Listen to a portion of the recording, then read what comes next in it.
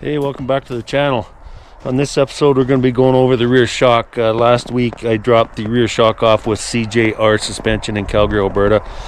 Charlie was nice enough to take some footage of some of the work he was doing while I rebuilt the shock. So I'll be showing that while I'm heading down there.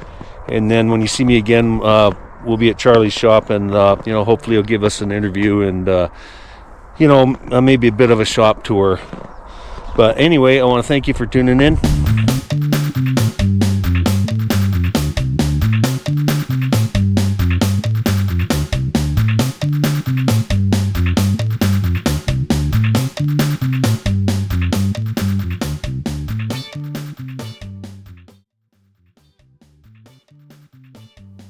Alrighty, we have this 2003 Yamaha YZ450F rear shock in for some service. We've had it all cleaned up in the parts washer.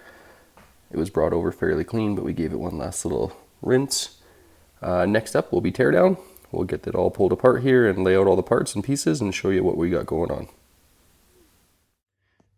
Alrighty, here we are all torn down. Overall, the shock is in pretty decent shape. The body, anodizing, and everything inside is good. We'll be replacing the bladder here. It was pretty chafed and worn out. So we're gonna replace that. Put a new piston in. Piston band was quite worn on the old piston. Crusty shock bumper will be replaced with a new one. The shock was taken apart at some point, and the machining was done pretty rough on getting rid of that peening for the shaft. So we used some proper tools here. Let's see if we can get focused. Use some proper tools here to get a much cleaner finish. Rethreaded that shaft so our new lock nut will go on properly. Other than that, everything gets completely torn down, cleaned up real good. We're going to go through both these shim stacks and just make sure that there's no distorted shims or anything like that. Seal head is completely torn down. Be replacing the dust seal, bushing, oil seal, all that kind of stuff. We resurfaced the shock shaft as well while we had it apart. It's all freshly cross-hatched now. Yeah, get everything all finished, cleaned up here, and start the reassembly process. Alrighty, we got the shock all reassembled here. Next up, we have the bleeding process. We're going to use our vacuum pump on this shock because it's got a bleed port up top here. So we fill the shock with fluid, reinstall the shaft and seal head assembly, and then we have compressed air hooked up to one side and then a vacuum pumped onto the other side. So with the valve open, we will open up the vacuum valve and turn the pump on.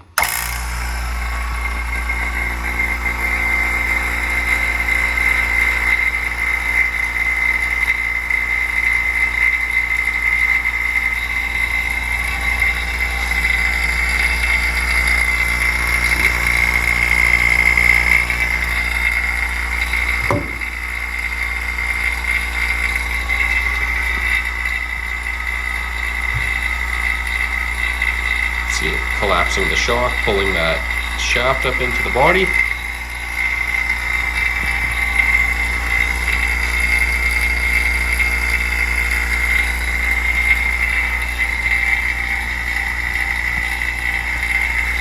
And now that it's at this point, you can see all those tiny little air bubbles getting pulled out of the shock. This is the best way to bleed a rear shock versus a hand bleeding procedure. This gets all the air out of the oil. So we'll let that pull down for a little bit here and flip it over to fill. Alrighty, we have our shock completely vacuumed out here. We're ready to refill the shock with fluid. We'll close off the valve, and then now we open up the positive side. And that will refill the shock body with fluid, no air. Perfect. So now we're just going to let that pressure bleed off, and then we install our bolt into the bleed port, and then we'll charge the shock with nitrogen and it will be good to go. All right, we are all finished up. We've charged the shock with nitrogen. One last test is to do a full collapse of the shock and make sure it returns on its own like that. So we are good to go. Customer has the spring collar and spring, bottoming cup and all that kind of stuff. So they're gonna finish up the assembly of the shock from this point on. But internally, everything is good to go on this 2003 YZ450F rear shock. Hey, we're back. We're down at the shop here. We're with Charlie at CJR Suspension. So I'd like to introduce you to Charlie. Hey everyone, thanks for stopping by today. So here's my shock. It's all done. Looks brand new. Bumper looks nice. And you got some other stuff for us to look at? Yeah, totally. So we've got this Yamaha 450 shock all rebuilt. There should be some video of some of the procedures that we did, but yeah, they watched that on the way over here. So okay, cool. Yeah, I appreciate you taking that footage. That was nice of you. Yeah, of course. So yeah, everything gets torn down and inspected and cleaned really well, and then any parts that require any attention as far as wear and tear get looked after and replaced, and then reassembled with good quality fluids and everything like that. So the one thing I was found interesting in your footage, you were bleeding this shock here. And you said that that's not stock, that somebody's put that in. Yeah, that's correct. On KYB shock specifically, here is a standard shock that does not have the bleed port installed yet on that flat surface. A lot of race teams and stuff, if you're disassembling shocks for testing purposes often and things like that, you'll be consistently building and tearing them apart to try different shim settings and stuff like that. So adding the bleed port is a convenient way to bleed it on a pump machine like you saw in the video. Not 100% necessary, but it is. Whenever I see one that has one installed, it's always a nice little feature that makes things a little cleaner and easier on the assembly process. Yeah, cool. Okay, so you're a race tech dealer here in Canada, which is kind of unusual. There's only 2 or 3 in the whole country, so it's kind of a special thing, I think, because when I was racing back in the day before, when dinosaurs roamed the earth, we did not have access to this. So maybe you could explain this kind of stuff here. Yeah, for sure. So starting off, yeah, Racetech is a great company to be involved with. They offer schooling. A lot of the tools that we use in the suspension trade are available through Racetech and things like that. So most companies are kind of very secretive and they treat it like black magic. They don't want to share the information, where Paul Feed, the original founder of Racetech, is very open to sharing information. And suspension is a unique business in the way that it's very hard to perfect and learn the settings, but then it's very easy for someone else to take it apart and copy it. So at some point, Paul was like, you know what, I'm just going to teach you how to copy it and enable everybody else to kind of have a successful business model and things like that. So Racetech's signature part is their gold valve piston kits. So these pistons are off of a KTM air fork model bike. So this is the rear shock pistons. And you can see that the port diameters and the machining on the Racetech piston offers a lot more flow on the piston. The idea behind that is at certain shaft speeds or velocities, at some point the oil will restrict in those port diameters and you'll get an increase in dampening. And it's hard to kind of valve around that with just shim stacks. So with the Racetech pistons, we're able to completely eliminate the restriction on the piston and do all of our work on the shim stack settings. So with that same gold valve piston, we can work from a beginner off-road rider all the way up to a professional supercross level or a freestyle rider for the stiffest, biggest jumps you want to hit kind of thing. Pro level rider here in Alberta, tell us how that kind of helps you do custom work for customers. Yeah, that's right. So yeah, this is actually my KTM behind us here. So I've ridden in race for 20 plus years and have raced pro for about 10 years now in Alberta. And yeah, you're completely right. With most of my business being local, Alberta, BC, Saskatchewan, I'm very familiar with most of the tracks and riding areas that the bikes that come in here for work are going to be used at. So if someone explains to me what they wish their bike did better at Kamloops or at Raymond, for example, 2 tracks that are somewhat local to us here, I'm familiar with the terrain, the dirt, how the tracks develop for the bumps and stuff like that. So me still riding competitively gives me a huge edge as far as being aware of what the bikes need for setup and stuff like that. And it's not just motocross. You can do any bike, like anything with forks or shocks. That's correct. Yeah, we have street bike forks in here for some service seals and stuff like that. Lots of off-road models come in. Alberta, we're quite lucky to have a lot of off-road riding areas nearby. So yeah, if you're a hardcore enduro rider all the way up to a pro moto guy, we can get you set up, no problem. So I know on my shock, in your footage, that nut was beat up. So maybe you could explain how you fixed it and why it's peened. Yeah, so on this specific shock, it has already been machined, but it's just a good visual example of what's going on. From the manufacturers, when they tighten down this nut to secure the valving and the piston, they smack it with a punch, or they peen the because it's not a lock washer initially from the factory. That's correct. Okay. Yeah, it's just a standard nut, and then they smash the top of the shaft to prevent it from ever coming loose. Some of the manufacturers don't plan or intend on having these components come apart. Some of them will go as far to say, like, if you just get a simple shock shaft leak, they'll recommend replacing the whole shock, which is obviously unnecessary for the cost of it. So that's where an aftermarket suspension company like Racetech and shops like myself can come in and help you out with that. So the old school way to do it was with a file or a bench grinder, something like that, which that's what yours had on it, where these HSS cutter tools are much nicer. They engage in the center of the shaft, then that cutting milling bit will nicely carve the peening out of the shaft, and then we can replace it with a nicer lock nut like the one here.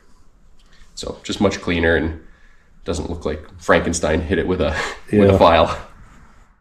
Okay, so you got some forks here on the bench. What would you like to tell us about that? Like what coatings and whatnot? We laid out these forks just to show a couple examples of some coating options that we have. This first set closest to us is the standard. These are all KTM forks. So these are the standard kind of champagne colored anodizing with chrome lower tubes. And the reason production forks go with that is cost. It's a fairly inexpensive coating and it works quite well. And the nice part about chrome lower tubes is that they are serviceable. If you ever get a big rock ding or something like that, you can polish it out, spin them up in a lathe, and kind of refinish that surface. Right. Where the coatings, this black coating is called DLC, Diamond Light Carbon. It's a much harder surface, and it's friction reduction coating. The problem, if you do get a rock nick or something like that, is you're going to be replacing the tube, unfortunately. Right. They look quite nice. If you're servicing forks very often, like on race teams and things like that, it's a much more durable coating as well. So performance, durability, things like that. Some of the other coatings that we have available on these upper tubes here this is called Type 3 hard anodizing. So it's the same coating procedure as the standard, but we can change the colors for grays and blacks, things like that. Where this white coating is called Cerakote. It's really popular in the firearm industry. It's like an ultra thin paint, but it's extremely impact resistant and things like that. So there's a lot of guys, they swear by Cerakote when they're painting cases and stuff doing rebuilds. Yeah, but it's not something you spray yourself. You kind of got to get set up for it, right? That's correct. Yeah, I have a few vendors around that do custom work, and it's very popular for things like brake calipers and engine cases. Where this coating is kind of the premium coating as far as suspension work goes. It's called Kashima Coat, and it's a proprietary coating from a company in Japan. So it is the greatest friction reduction on the inside of the tube where your bushings and things like that run along it. So it looks really nice as well. And then you pair that up with the friction reduction. It's kind of the premium performance fork coatings.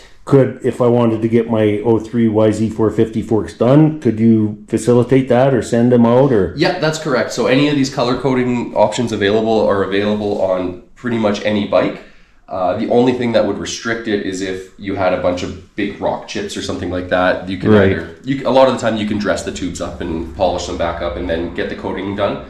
But sometimes for a restoration, I'll spin the fork like 90 degrees so that all that past damage is kind of not visible. Yeah, totally. Because the bikes I play with, they're garbage. I mean, they're one step away from going to the scrap heap, right? So that's kind of what I'm about, is try to bring them back. But this is definitely to the next level of anything I've done.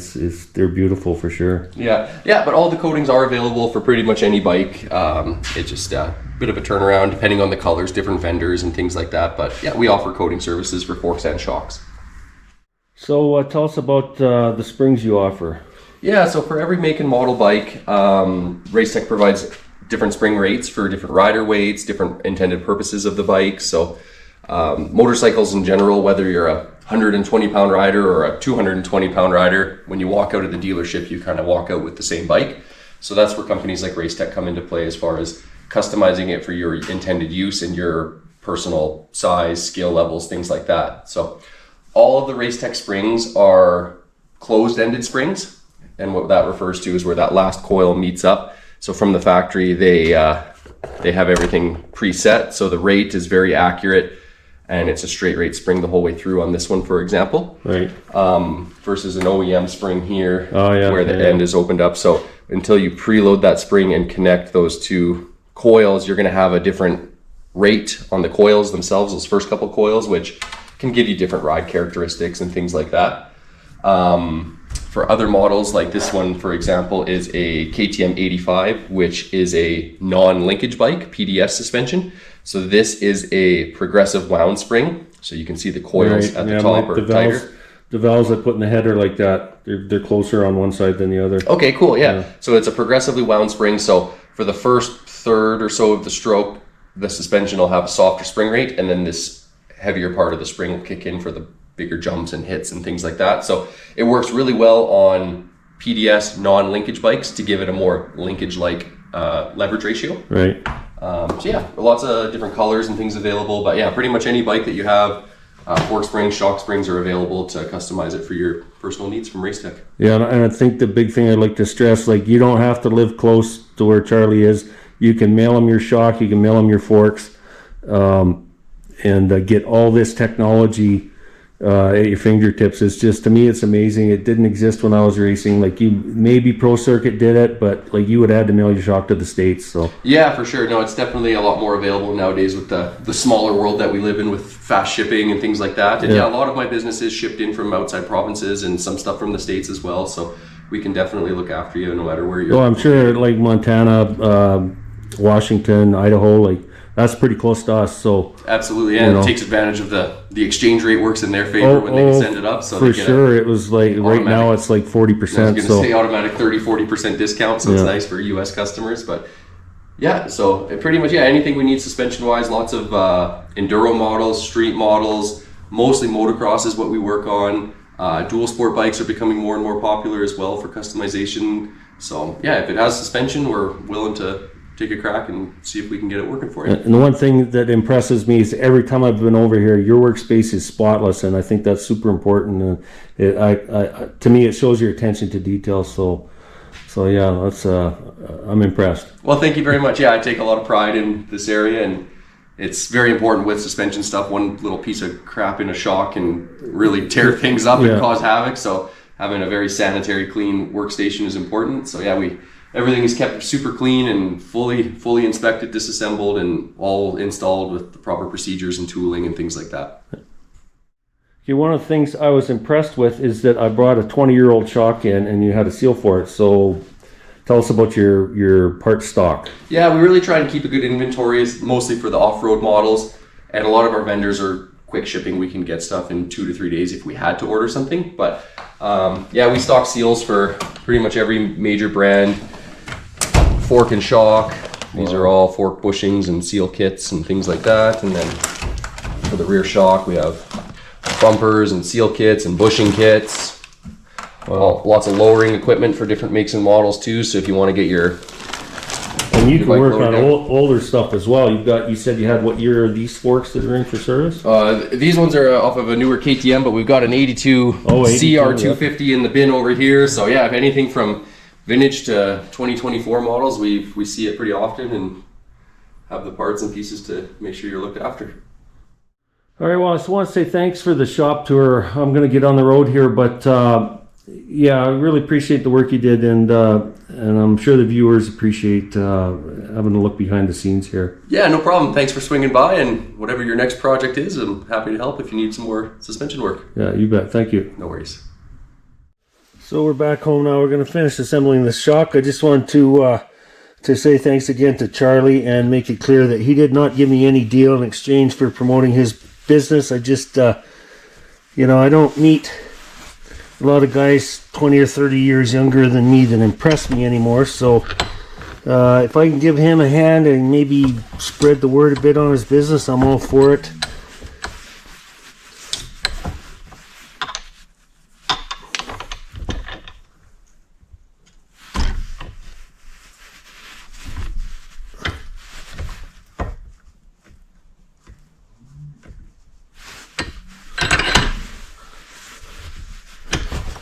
I'm just using a socket to set that a little bit deeper. I'm going to set it so it's equal on both sides for the seal.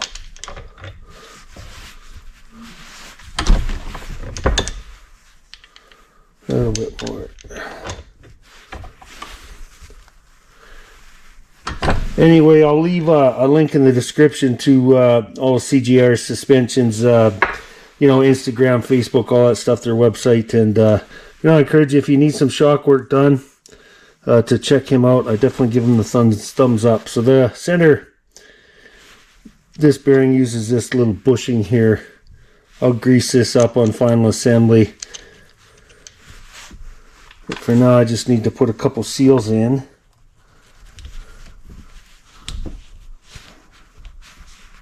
Doesn't take much to push those in. You don't even need a hammer.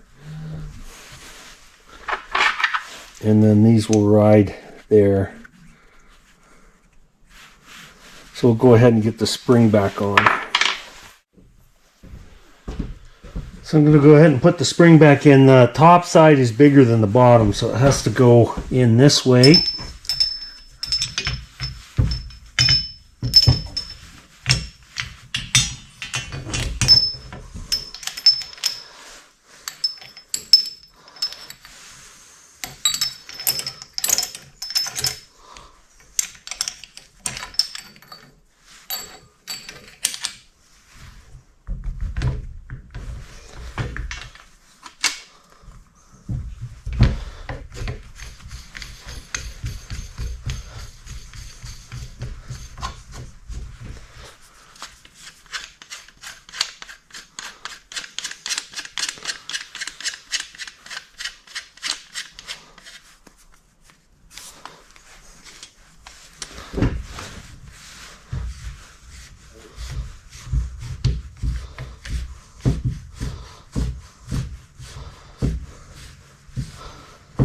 I'll just keep it that tight for now. I'll have to set the sag on the suspension once I get the whole bike together, and that's when I'll set that and tighten it up.